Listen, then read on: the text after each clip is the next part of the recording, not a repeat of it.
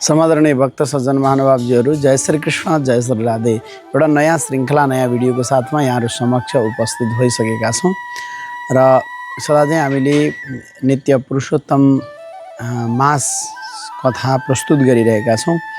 आज पनि 12औं दिनको कथा यहाँहरू समक्ष प्रस्तुत गर्नेछौँ।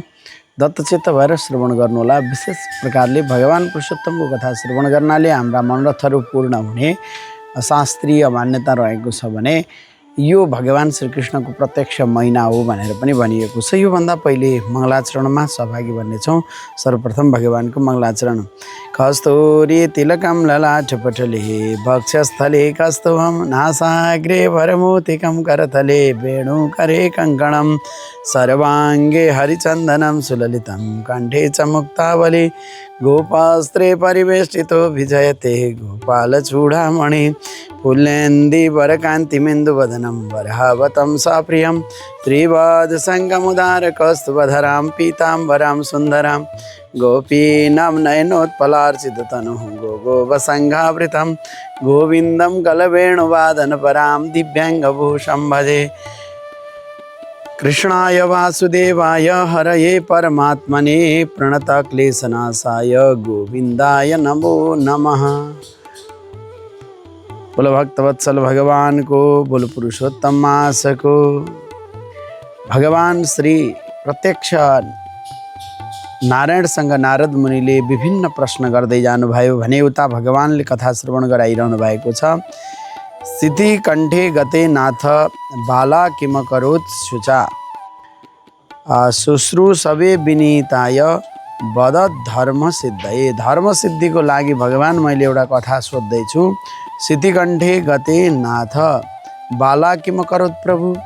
जब भगवान सिद्धिकण्ठ भनेका नीलकण्ठ भगवान जानुभयो, गइसकेपछि अनि त्यो बालाले के गरी र यो कथा निवेदन गर्नुहोस् भनेर भन्नुभयो।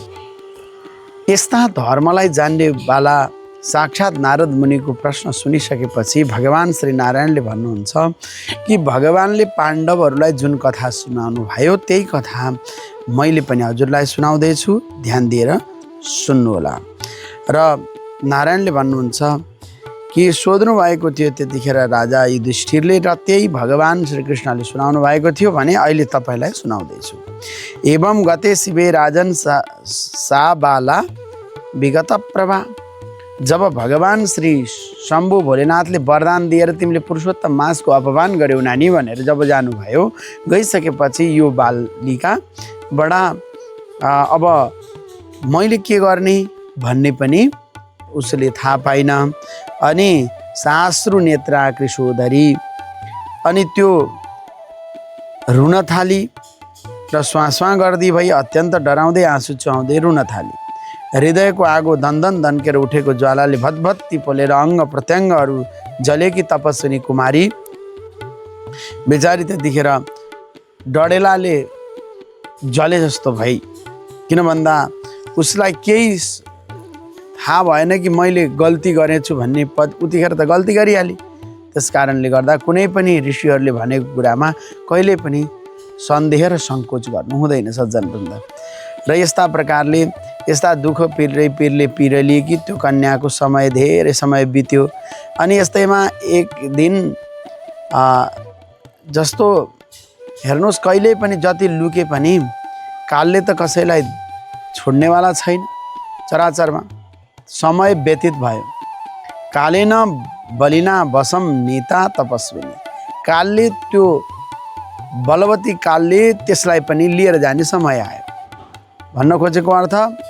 किनभने कालले आक्रमण गर्दो भयो र तत्पश्चात तपस्विनी पनि अब चाहिँ मृत्युको मुखमा निकट पुग्ने भए। अनि ऊ एक दिन सारा कुरा भयो कि यसको शरीर छुट्यो। छुटिसकेपछि अनि त्यही बेलामा के भयो भने दैव संयोगले तदा नेव धर्मनिष्ठो यज्ञसेनो नराधिप। त्यही बेलामा तब किनभने त्यो निष्पाप भएकी जो तपस्विनी थिए उनको शरीर छुट्यो। छुटिसकेपछि अनि तत्पश्चात भगवानको कृपाले त्यहाँ त्यही बेलामा के भयो भन्नु होला भने कि त्यो समयमा धर्मात्मा यज्ञसेन नाम गरेका राजाले ठुलो अनि धेरै सम्पन्न भएको उत्तम यज्ञ गरेका थिए र त्यही यज्ञ कुण्डबाट सुनको जस्तो कान्ति र चमक भएकी कुमारी कन्या उत्पन्न भई, यानि निस्की। र अनि तत्पश्चात पछि गएर द्रुपद राजाकी छोरी भनिएर संसारमा व्याख्या बडा चाहिँ प्रसिद्धि भयो र तिनैलाई द्रुपद पुत्री भनेर द्रौपदी पनि भनियो। त्यस कारणले गर्दा यिनी तिनै द्रौपदी हुन् भनेर भगवान श्रीकृष्णले भन्नुहुन्छ। र तत्पश्चात कान्ति अत्यन्त थियो र यिनलाई कि अर्जुनले लब्धार्जुनेन पाञ्चाली क्षुभिते राजमण्डले, अनि त्यो सभामध्येमा अर्जुनले के गरे त भनेर भन्नु होला भने साक्षात् मत्स्य भेदन गरेर पाञ्चाली द्रौपदीलाई प्राप्त गरे। त्यो एउटा शर्त राखिएको थियो, जसले त्यो घुम्दै गरेको माछोलाई पानीमा तल हेरेर माथि हान्दा अनि चाहिँ त्यसले त्यो आँखामा यदि लक्ष्य भेदन गर्न सक्यो भने त्यसलाई नै द्रौपदीले वरमाला डाल्ने भन्ने थियो। अनि तत्पश्चात अर्जुनले त्यसलाई भेदन गरेर अर्जुनसँग विवाह भयो र तत्पश्चात सारा राजाहरूलाई सबै गएका थिए अनि पाञ्चालीलाई प्राप्त गरे। द्रौपदीले दुशासन, अनि त्यही द्रौपदीलाई दुष्ट दुशासनबाट बडा दुःख पाइन् अनि वास्तै नगरेर हेला गरिन्, अनेक प्रकारले दुःख पाइन्। यो पुरुषोत्तम मास भगवानको गरेको अवहेलन हो। पहिला त आफैले मैले गर्छु भनिन्, पछि केही उपाय नलागिसकेपछि हे नाथ हे रमानाथ केशव क्लेशनाशन, क्लेशनाशन गर्नेवाला हे केशव भगवान मेरो रक्षा गर्नु भनेर रुन थाली। र अनि त्यही बेलामा गोविन्द गोपिका नाथ दीनबन्धु दयानिधे दुशासन पराभूताम किम न जानासीमा प्रभु, के दुशासनले मलाई यति दुःख दिएको छ कि तपाईँले जान्नु भएको छैन भनेर बडा मेरो धेरै ठुलो प्रार्थना र तपस्या गरी र तत्पश्चात यस्तो चाहिँ उसको प्रार्थना सुनिसकेपछि मैले पनि गएर अवश्यमेव रक्षा गरेँ, द्रौपदीको रक्षा गरेँ। त्यस कारणले उसलाई त्यो दुःख पर्नुको कारण पनि पुरुषोत्तम मासको हेला गरेकी हुनाले यिनलाई मैले उपेक्षा गर्नु पर्यो। किन भन्दा तुरुन्तै जान्थेँ तर गइनँ। किन गइनँ भन्दा पुरुषोत्तम मासको उपेक्षा गरेको कारणले गर्दाखेरि मैले त्यहाँ गइनँ। त्यस कारणले भगवान पुरुषोत्तम मासको उपेक्षा कहिल्यै पनि गर्नु हुँदैन। जो व्यक्तिले पुरुषोत्तम मासको तिरस्कार गर्छ, यो मलमास हो भनेर यदि हेला गर्छ भने अवश्यमेव मैले उसलाई कृपा गर्न जान सक्दिनँ। यो चाहिँ मेरो वचन हो, भगवानले भन्नुहुन्छ। त्यस कारणले गर्दाखेरि पुरुषोत्तम मासलाई हेला गर्नु हुँदैन। र यस्ता प्रकारले अनि द्रौपदी बडा दुःख पाइन् अनि चाहिँ अन्तिममा गएर मैले रक्षा गरेँ। अनि तत्पश्चात द्रौपदीलाई आश्वासन भरोसा दिएर अनि तत्पश्चात अनि द्वारकानाथ मधुसूदन श्रीकृष्णले सारा कुरा रक्षा गर्नुभयो। त्यो चाहिँ नि द्रौपदीको पुकारा सुनेर बल्ल चाहिँ भगवान जानुभयो। पछि गएर उसले पश्चाताप गरी त्यस कारणले गर्दा मैले रक्षा गर्न बाध्य भएँ र गरेँ। यस्ता प्रकारले आज विरहमा आकुल व्याकुल भएको मैले तपाईँलाई पनि देखिरहेको छु र त्यस कारणले गर्दाखेरि आमाहरूलाई पनि मैले रक्षा गर्न सकिनँ, तैपनि मैले उसलाई रक्षा गरेँ किनभने मेरो भक्ति गरेकी थिइन्। त्यस कारणले गर्दा रक्षा गरेँ। यसरी चाहिँ भगवान श्री कृष्ण प्रभु परमात्माले युधिष्ठिरलाई सुनाइरहनु भएको छ। यसरी तिमीहरूले द्रौपदीलाई प्राप्त गर्यो र यसरी हे पाण्डवहरू तपाईँहरू श्रीकृष्णमय हुनुहुन्छ र किनभने पाण्डवहरू भगवान श्रीकृष्णका अनन्य भक्त थिए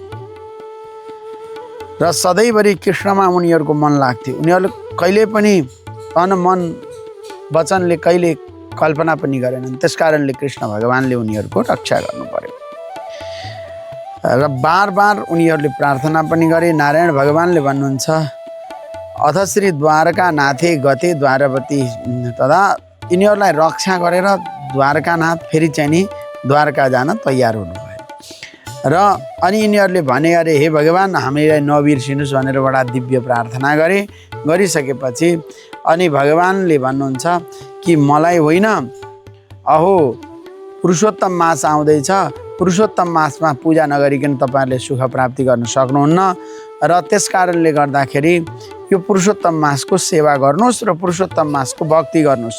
पुरुषोत्तम मासको भक्ति गर्नुभयो भने मेरो सहज नै भक्ति हुन्छ, त्यस कारणले पुरुषोत्तम मासलाई कदापि तपाईँहरूले हेला नगर्नुहोस् भनेर अनि भगवान् श्रीकृष्णले भन्नुभयो।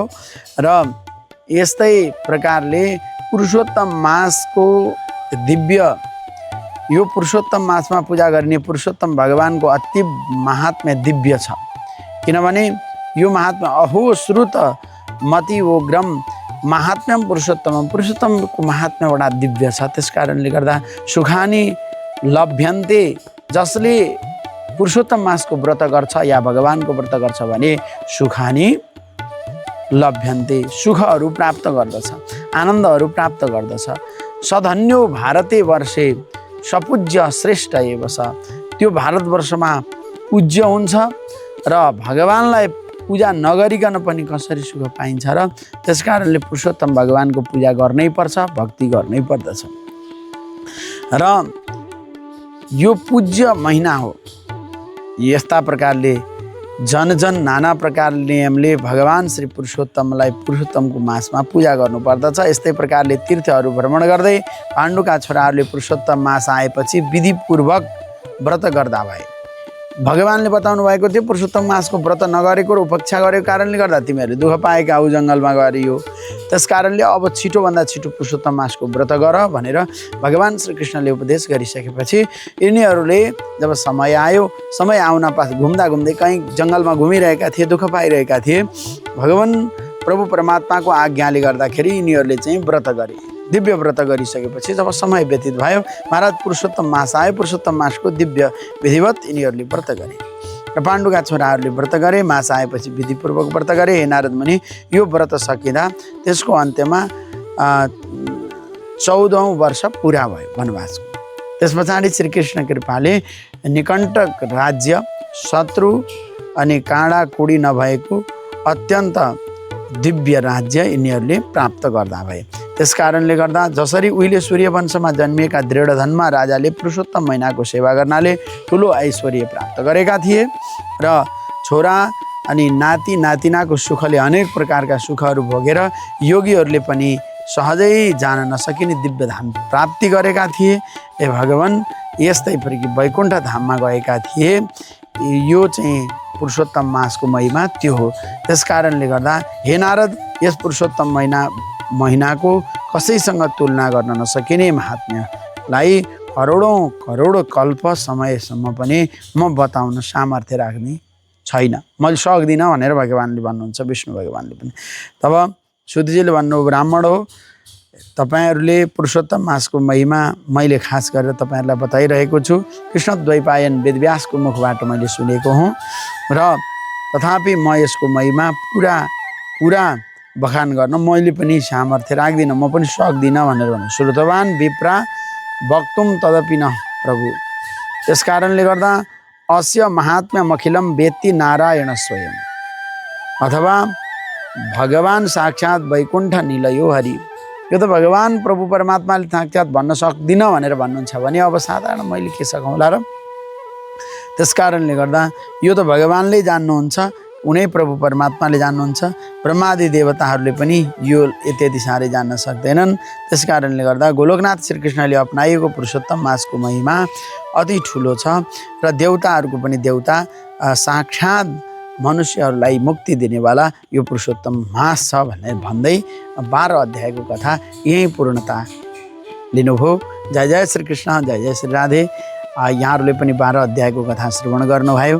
अहिलेसम्म तपाईँले हाम्रो कथालाई निहाल्नुभयो र श्रवण गर्नुभयो। तपाईँहरूलाई विशेष फल प्राप्ति होस् भन्दै आजको लागि भने यो 12औं अध्याय कथाबाट आज्ञा चाहन्छु। जय जय श्रीकृष्ण, जय जय श्री राधे। कृष्णाय वासुदेवाय हरये परमात्मने प्रणतक्लेशनाशाय गोविन्दाय नमो नमः। बोलो बालकृष्ण भगवान को जय, पुरुषोत्तम मास को जय। जय जय श्री राधे।